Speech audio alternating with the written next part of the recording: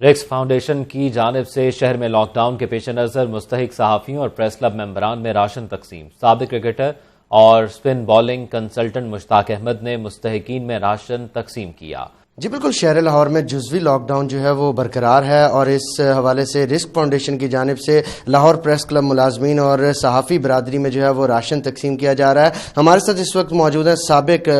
Cricketer مشتاق احمد۔ سر یہ بتائیے کہ رسک فاؤنڈیشن کے زیر تمام آپ یہاں پہ مستحقین میں راشن بھی تقسیم کر رہے ہیں، تو یہ کیسا کاز ہے؟ پہلی بات تو میں کریڈٹ دیتا ہوں یہ رسک فاؤنڈیشن کی جو آرگنائزیشن ہے، انہوں نے جو صحافیوں کے لیے کیا ہے، ان کی ویڈوز کے لیے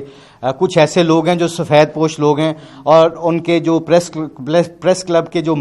غریب لوگ ہیں، جو ملازمین ہیں، ان کے لیے بھی یہ جو راشن کا انہوں نے بندوبست کیا ہے، تو یہ بہت اچھا ایک سٹیپ ہے پاکستان کے لوگوں کے لیے، اور اسپیشلی صحافیوں کے لیے جنہوں نے بہت زیادہ جستجو کی ہوتی ہے پاکستان کے لیے۔ اور اس کے علاوہ کچھ چند سینئر صحافی بھی ہیں جنہوں نے انڈیویجلی بھی اپنے نام مینشن نہیں کیا تاکہ لوگوں کے